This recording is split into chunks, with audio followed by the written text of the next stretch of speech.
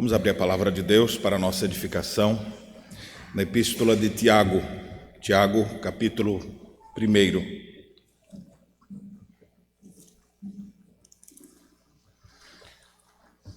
Na leitura que faremos hoje, na carta de Tiago, nada melhor para ilustrar o que ele quer nos ensinar sobre como enfrentar as adversidades. A figura que ele usa é a figura bem conhecida das mães. A ideia de gerar um filho, algo que é gerado, algo que é cultivado no seu interior durante 9 meses e depois vem ao mundo. Antes de ler o texto, Tiago capítulo 1, versos 12 a 15, eu gostaria de ler um texto que fala sobre esse assunto, muito especialmente sobre as mães. Numa época tão complicada como a nossa, onde os valores são distorcidos e novos paradigmas são estabelecidos, encontrar mulheres dispostas a abrir mão de uma série de benefícios pessoais para ser mãe é algo raro. Ao mesmo tempo é bíblico, e graças a Deus por essas abençoadas irmãs. Estas raras senhoras que entenderam a nobre missão que Deus lhes deu, certamente hão de ter grandes recompensas que jamais devem ser esquecidas. A missão de ser mãe, por mais que passe por dissabores e tristezas, ingratidão e rebeldia, é a forma escolhida por Deus para trazer ao mundo a sua descendência santa. A missão de ser mãe, por mais que passe por situações adversas, ainda é a maneira que Deus escolheu. Os eleitos de Deus hão de herdar a vida eterna. Já nasceram ou vão nascer trazidos ao mundo pela instrumentalidade das mães. Pense no privilégio de trazer ao mundo aqueles por quem Cristo morreu e que seguramente herdarão o reino dos céus. Mas antes que pense naquelas mães que sofrem por ver seus filhos afastados ou não tendo nada a ver com a semente santa, saiba que essas mães podem encontrar alegria, entendendo a importância de outra missão, a missão de ser mãe espiritual de filhos que a amarão, cuidarão e que hão de honrá-las como verdadeiras mães na fé. Certamente a alegria de toda mãe ao gerar um filho é intensa, mas a experiência de gerar filhos em Cristo ultrapassa em muito essa alegria. Até mesmo aquelas mulheres que sempre sonharam em ter filhos, mas nunca conseguiram, podem ter a alegria de ser uma mãe espiritual.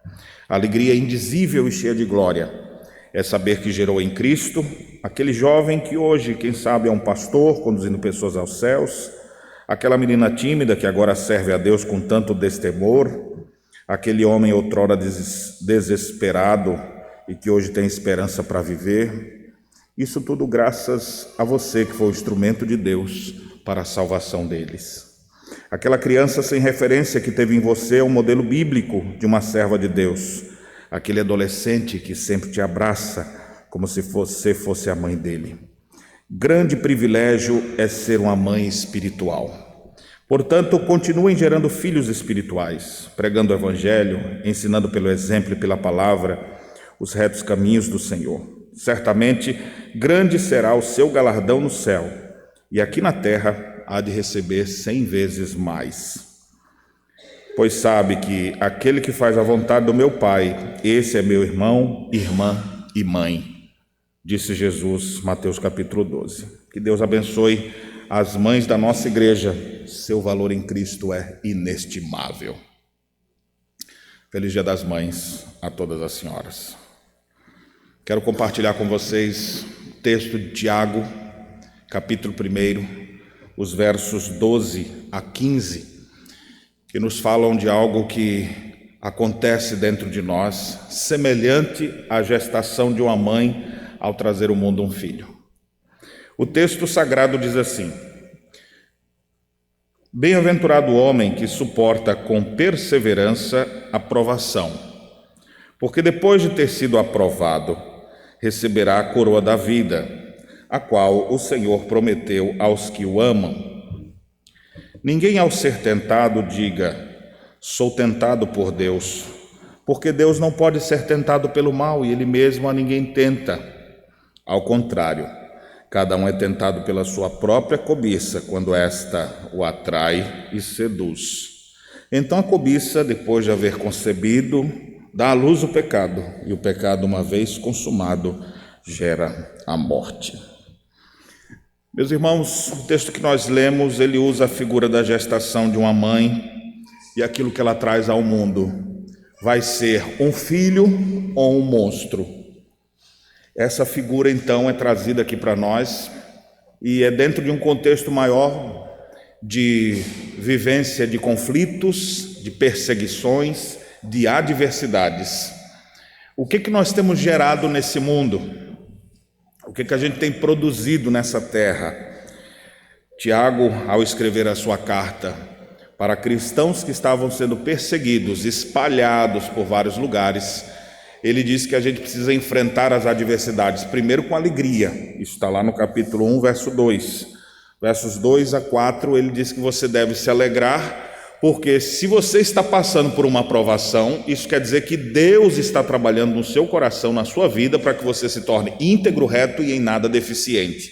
Logo, devemos nos alegrar, não pelo problema em si, pela adversidade em si, mas por saber que Deus está trabalhando em nós e Ele quer nos aprovar. Essa referência é muito importante para o que a gente vai aprender hoje. Mas tem gente que não consegue pensar dessa maneira. Então, a segunda coisa que Tiago ensina é: você deve enfrentar as provações com oração, orando para que Deus lhe dê esse entendimento, para que você consiga ter a sabedoria de enxergar que as crises que a gente enfrenta, como os problemas mais diversos, são maneiras de Deus trabalhar em nós. Se você não está conseguindo ver desse prisma, ore a Deus para que Deus te dê essa graça. Geralmente, quando a gente está em crise, a gente ora para Deus tirar o problema, mas na verdade a gente deveria orar: Senhor, o que queres me ensinar com isso?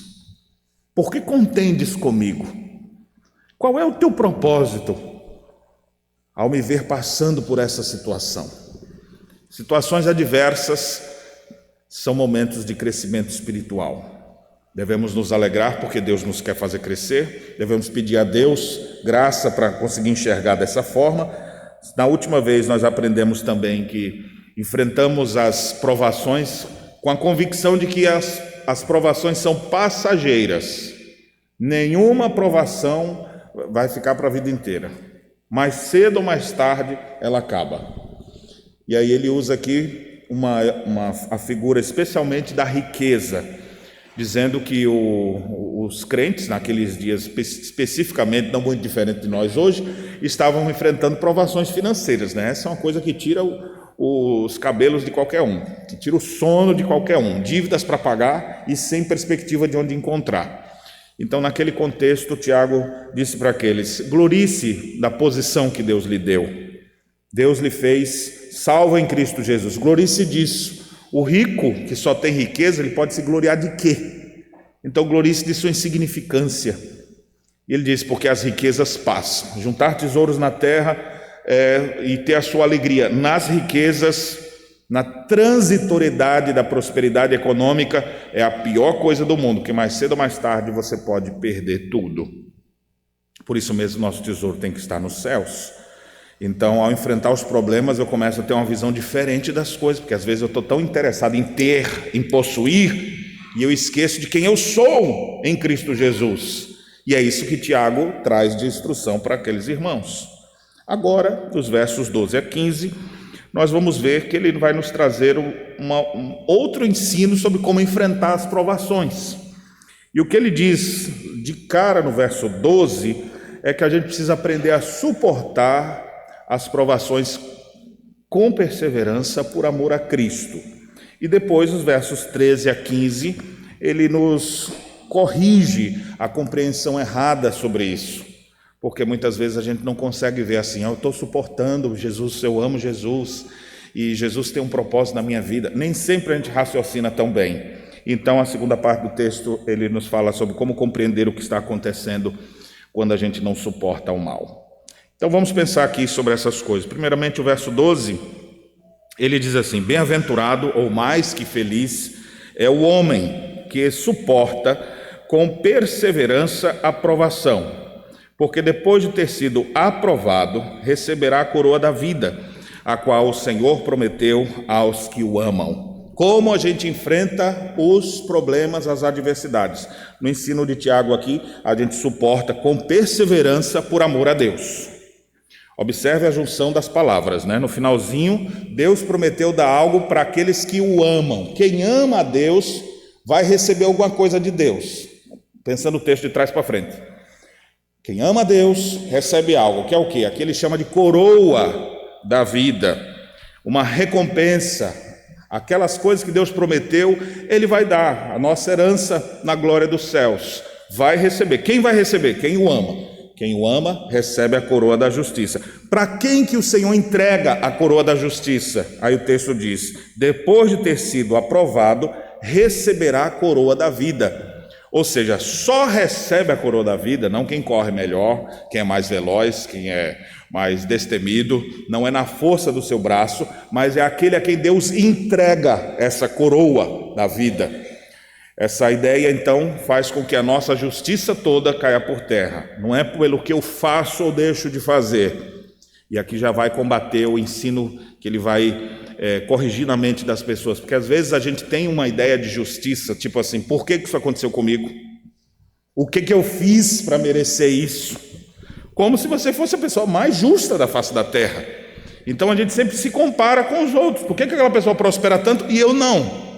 Aquela pessoa nem crê em Jesus, nem vai para a igreja e não tem uma doença, nem uma gripe pega. E a gente começa a ter esse tipo de comparação errada. Então, desde o início, Tiago já deixa claro: alguém que recebe a coroa da vida, não é porque ele fez por onde. Faz por ti que eu te ajudarei, né? Isso não é versículo bíblico não, viu? Eu sei que é uma frase comum que se diz aí, mas não está na Bíblia não. Tudo que a gente consegue é graça de Deus. É Deus quem concede. Para quem Ele vai dar? Uma vez, depois de ter sido aprovado, receberá a coroa da vida. Então a coroa da vida é um presente, uma graça de Deus para quem foi aprovado. Se você reprovado, não recebe a coroa da vida. Se foi reprovado, não recebeu a coroa da vida, é porque você não ama o Senhor como deveria. Os que amam o Senhor serão aprovados e hão de receber a coroa da vida. E aí ele diz então, e ser aprovado em que situação?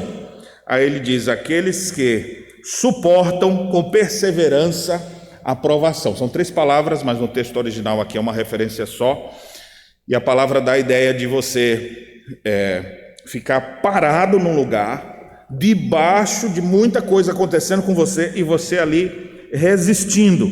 Por isso que a ideia de suportar e a ideia de perseverança. Alguém que travou ali, no bom sentido da palavra, e todo o vendaval que está batendo contra aquela pessoa não tira ela do lugar. Ela está ali enfrentando a adversidade, enfrentando a tempestade, mas ela fica firme. Às vezes a palavra é até traduzida como me hospedo ali, ou seja, ninguém arranca ele dali, ele grudou ali e dali ele não sai. Então a ideia de alguém que suporta, que continua, que permanece pacientemente enfrentando a adversidade. É mais ou menos um termo que a gente usa, é como se a pessoa estivesse vivendo debaixo de mau tempo. Você já viu isso? Como é que está? Rapaz, estou debaixo de mau tempo.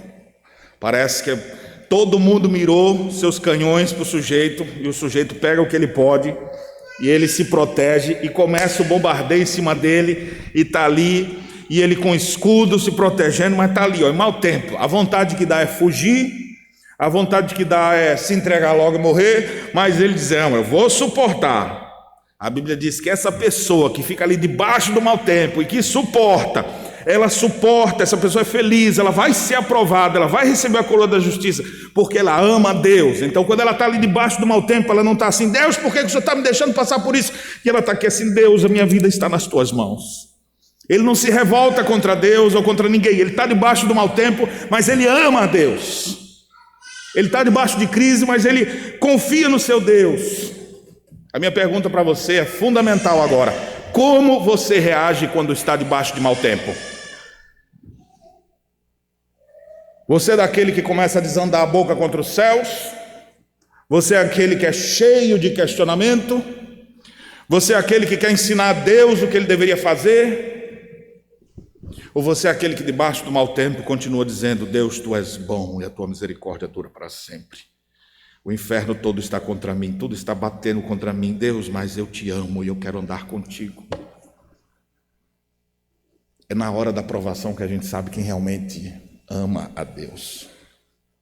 É na hora da crise que a gente sabe quem realmente tem fé. Porque você chegar aqui, passou no concurso, saúde na família, teve um aumento salarial, recebeu homenagens, tudo acontecendo da melhor maneira, um milagre aconteceu na saúde da família, você vai vendo só coisa boa acontecendo. É muito fácil você chegar aqui, irmãos, eu preciso agradecer a Deus, vamos louvar a Deus, te amo, Deus, como você é maravilhoso, eu te amo de todo o meu coração. Bom, mas não me falou nada ainda a respeito de você. Agora, quando as coisas começarem a dar errado na sua vida, quando tudo começar a cair em cima de você, aí nós vamos ver que tipo de fé realmente você tem. É nas horas de crise que a gente sabe quem realmente ama a Deus. Esse é o padrão. Como a gente deve enfrentar as provações, as adversidades? Nós devemos enfrentar as adversidades suportando com perseverança, por amor a Deus. Eu vou enfrentar o que tiver que enfrentar, inclusive a morte. Porque muitos desses cristãos do primeiro século, eles eram muitas vezes perseguidos, maltratados e assassinados. Muitas vezes com requintes de crueldade.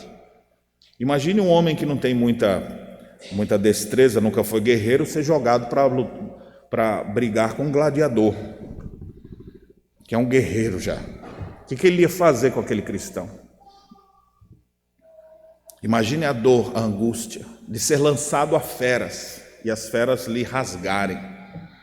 Essa era a realidade. Aí você pensa, que triste que isso era lá atrás. Não, você vai ver países no mundo hoje, como a Nigéria, onde cristãos são perseguidos e assassinados por causa de sua fé. Países fechados, de maioria muçulmana, que muitas vezes persegue os cristãos. A China, muitos cristãos vivem ali debaixo, escondidos, para que não sejam perseguidos ou até mortos. Na Coreia do Norte, a situação é muito difícil. Dentro de alguns dias nós teremos aqui o culto e ação de graças pela vida dos crentes que perseveram. E vamos orar pela igreja perseguida pelo mundo afora. Alguns têm índice de perseguição severa. Aqui nós não temos isso ainda. Parece que vivemos numa bolha nesse sentido, mas tem gente que está entregando a vida, ele não tem mais perspectiva de nada, mas debaixo de mau tempo, ele continua dizendo: Senhor, nas tuas mãos entrego o meu espírito. Abençoa essas pessoas que estão me destruindo. Salve esse lugar. Salve essas pessoas, elas não mudaram em seu coração, elas continuam amando a Deus e sendo regidas pelos princípios de Deus. Esses são os verdadeiros eleitos de Deus, que vão ser aprovados e, como consequência, hão de receber a coroa da vida, a qual Deus tem reservado para aqueles que o amam. Essas pessoas amam a Deus de verdade, porque compreenderam o tamanho do amor de Deus. Antes de avançar, eu pergunto para você: você ama a Deus de verdade? Estou quase fazendo igual Jesus com Pedro, né? Tu me amas? Você ama a Deus de verdade? Mostre isso quando estiver debaixo de mau tempo. Porque quando tu estiver bem, todo mundo fica bem. Mas quando as coisas vão mal, quando as provações chegam, quando as crises se apresentam, aí a gente mostra qual é a nossa verdadeira fé. Então aqui no verso 12 ele bota isso de forma bem clara, qual é o ensino e a forma como nós devemos agir. Mas, irmãos, nós vivemos num mundo caído.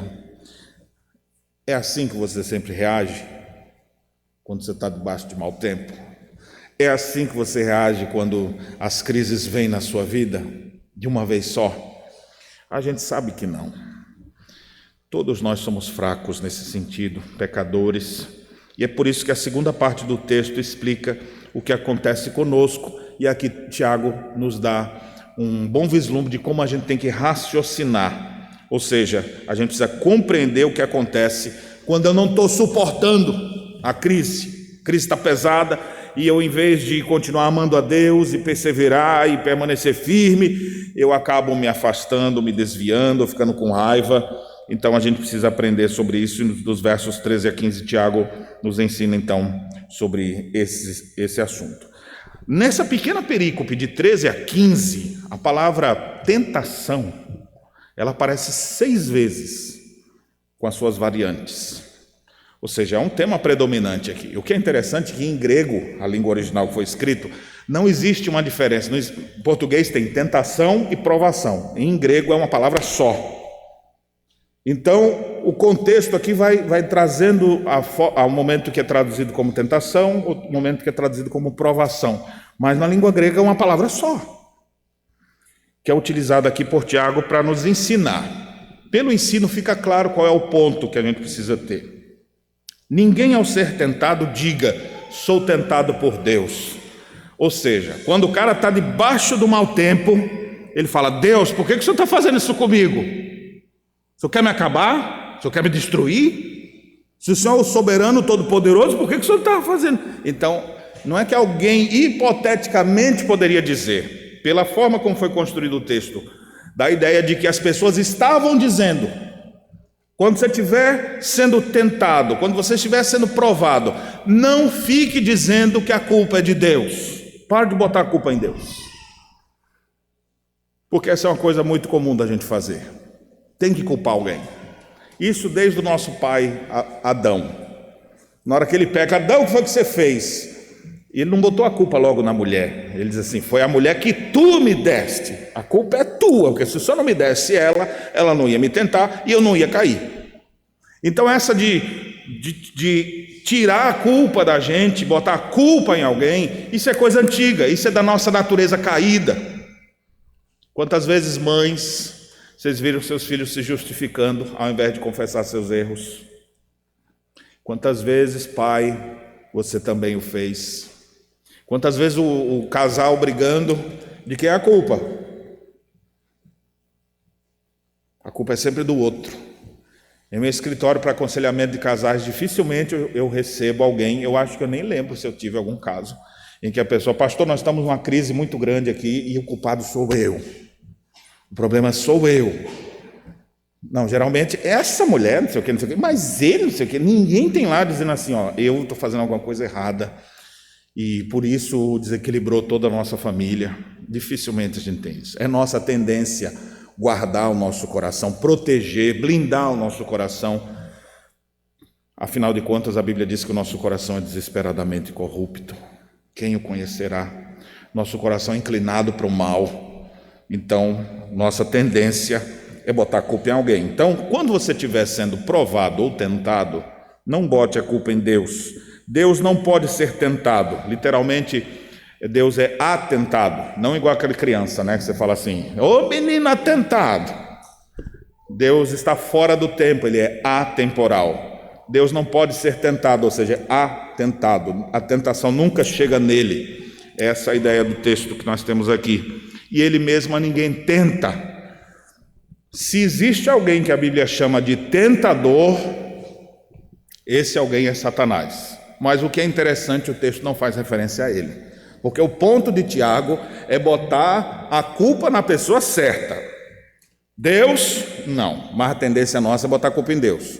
Satanás, isso é da nossa época. Especialmente por causa dos movimentos de batalha espiritual, tudo é demônio. Por que o casal está em briga? É o capeta. Por que não tem dinheiro? É um espírito maligno que está corroendo nossas economias. Então, tudo é demônio. Então, isso é da nossa época. Na época de Tiago, o mais comum é botar a culpa em alguém. A culpa é Deus. Então, ao invés de culpar a Deus ou quem quer que seja, Na hora da crise, bote a culpa na pessoa certa. E aí ele explica então, versos 14 e 15, de quem é a culpa de tudo. Aí ele diz assim: ao contrário, cada um é tentado pela sua própria cobiça.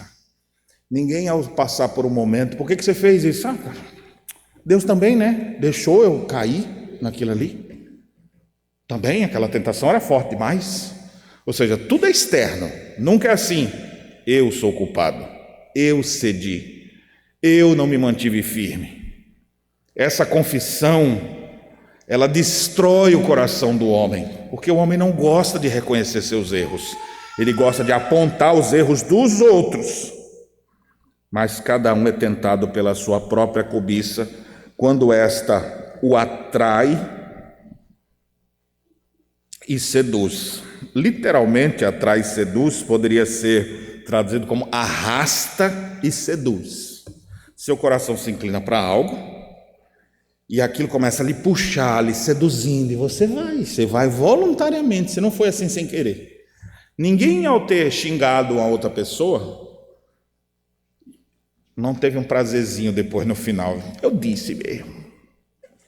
Mas aí depois fica: por que eu disse? Eu não devia ter dito. E você fica agora mastigando aquele amargor de ter feito a coisa errada. Mas na hora que peca, ninguém diga que pecou com tristeza, porque não foi não. Foi feliz. Estava numa alegria só, naquele momento. E depois é que vem: meu Deus, o que eu vou fazer da minha vida? Quando o sujeito se desvia, e você começa a conversar com ele, ele não quer nem conversar. Por que ele não quer nem conversar? Porque ele está seduzido e atraído pelo quê? Pelo seu próprio coração que se entregou, foi arrastado pelo pecado. Essa o atrai e seduz. E observe agora a evolução. E aqui mais uma vez a referência daquela figura, porque é uma ilustração como se fosse de uma mãe mesmo que vai gerar uma criança. Então a cobiça, ou seja, o seu desejo, algumas versões antigas vem a palavra concupiscência. Pastor, o que é uma concupiscência da carne? Concupiscência é um desejo, é a sua inclinação, é o desejo do seu coração por aquilo que é pecaminoso. E aí diz assim: esse desejo foi entregue, foi o seu desejo quem fez aquilo, e agora, depois de haver concebido, a ideia de houve uma concepção no seu ventre. Literalmente aqui a ideia de concebido é pelo contexto. A ideia é que a sua cobiça, ela traiu e seduziu. Ela então se agarrou em você. Ela se agarrou de uma vez por todas, grudou lá. E então ela vai parir. Mas geralmente a ideia de uma criança que nasce é um evento único. Mas o verbo grego aqui usado para parir dá a ideia de presente contínuo, de uma ação contínua. Então você parece um alien parindo um monte de bicho feio agora, né?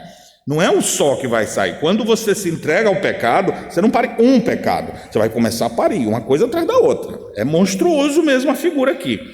E você, então, começa a dar à luz. E o que vai saindo? Pecado disso, pecado daquilo, pecado daquilo, pecado daquilo. E saiu de onde? Ai, pastor, que coisa feia. Isso saiu de você, dos seus desejos, de suas cobiças. E aí agora esses alinzinhos que estão soltos por aí, eles vão gerar morte. A figura da gestação é presente aqui, porque quando começa, tem alguma coisa aqui dentro de mim, aí começa aparecendo. Mas aparece, mas está incubada ainda. Alguém está vendo? Hoje os exames são muito sofisticados, né? Então já dá para fazer só com exame para ver. Mas por enquanto só estou vendo que tem uma preponderância. Se tivesse alguma criança aqui ia falar: pastor, o senhor está grávido? Aí você vai vendo aquele negócio, está aumentando. Eu não estou vendo ainda, mas está lá. Por quê? Porque está incubado. Está ainda oculto, mas já foi concebido, já foi gerado, só falta sair. Essa é a figura. Você, quando peca, você deixa o seu coração se entregar ao pecado, aquilo ali começa a se agarrar dentro de você, e aquele negócio começa a avançar, e vai crescendo, e você continua semeando aquele pecado, e o pecado vai crescendo. Uma hora estoura a bolsa, e sai o menino. Uma hora esse pecado cultivado em secreto, ele estoura. Vamos fazer uma aplicação disso aqui como se fosse para os primeiros autores, para os primeiros ouvintes aqui de Tiago. Como ele escreveu no capítulo 1, ele escreveu para os irmãos que estavam dispersos naqueles dias. Foram perseguidos e saíram por vários lugares. O cara está longe da família, longe dos pais, longe do olhar do pastor da igreja, dos crentes da igreja. Ele chega num lugar, aí aparece uma sirigaitinha e pisca o olho para ele. O cara já está longe de todo mundo, tudo na vida dele está dando errado. Aí aparece uma mulher: oi, bonitão. Aí ele: rapaz, ainda bem, uma coisa boa me aconteceu, né? Só tragédia. Aí ele fica: mas eu não posso, isso é errado. Mas ela é tão bonita. E aí ele fica naquilo ali. Enquanto ele não dá um basta nisso, isso vai se agarrando com ele. Daqui a pouco ele vai quase que sem tocar o pé no chão, assim, atrás dela. Mas ninguém está sabendo de nada. Ele está perseguido, ele está distante, ele está longe. Quem sabe o que está acontecendo com ele? Mas daqui a pouco chega a barriga grande e fala: o filho é teu. E agora? Ai, meu Deus do céu, não acredito numa coisa dessa. O que eu vou fazer agora? O pecado foi consumado. Meus irmãos, é por isso que a gente vê as tragédias. Às vezes a pessoa está na crise, a crise é financeira. Imagine os crentes do primeiro século: estou longe, não tenho emprego, estou disperso, longe da família, longe da igreja, ninguém para me ajudar, a junta diaconal não está aqui para me conceder uma cesta básica por esse mês que eu estou numa crise. O que eu faço? Aí aparece um cara: tem um jeito de ganhar um dinheiro fácil aqui. Aí chega um malandro lá oferecendo uma forma ilícita de conseguir o dinheiro. Ele fala: é de Deus. Nessa crise só pode ser de Deus. Eu me lembro que uma vez, seminarista nunca tem dinheiro para nada, né? Sempre ora pelo seminarista, ou vida difícil. E eu me lembro que uma vez um homem que eu encontrei, estava desviado, chegou bêbado.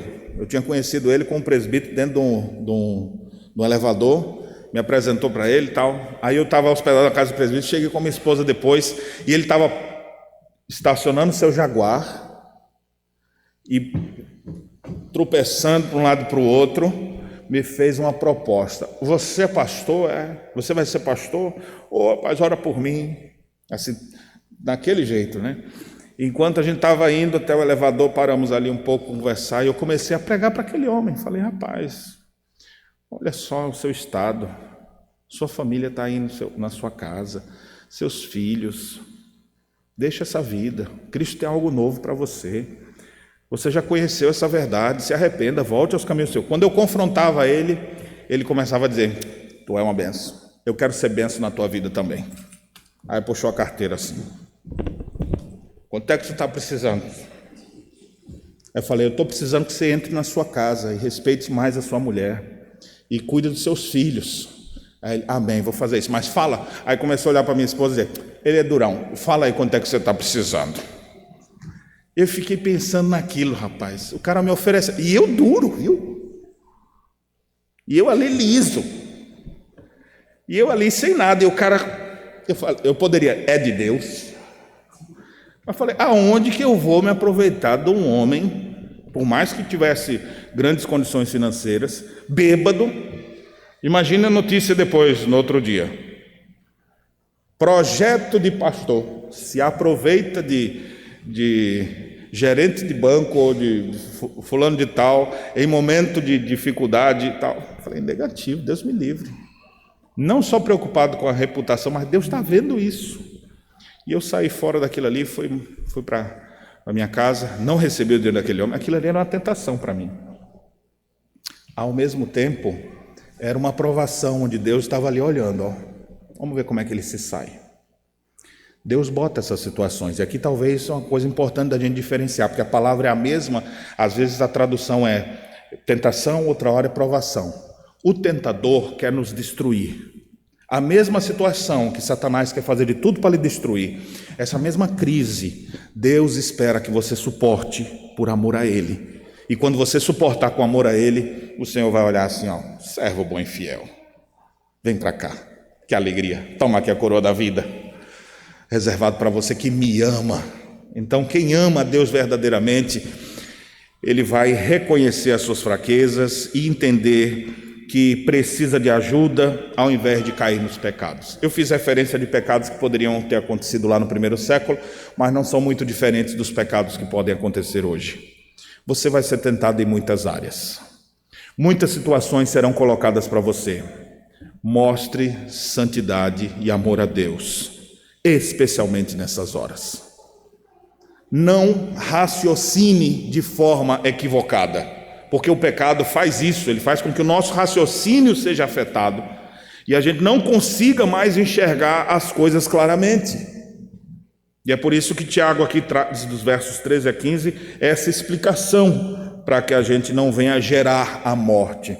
Então agora pega os dois cenários, o verso 12, quando ele fala de forma positiva, e o versos 13 a 15, quando ele fala de forma negativa. Aqui ele diz, não gere o pecado que gera morte, mas se você trabalhar de forma correta, pela fé em Cristo Jesus, o que vai chegar para você? Vai chegar para você a coroa da vida, você vai receber de presente, não um monstrinho, você vai receber bênção de Deus.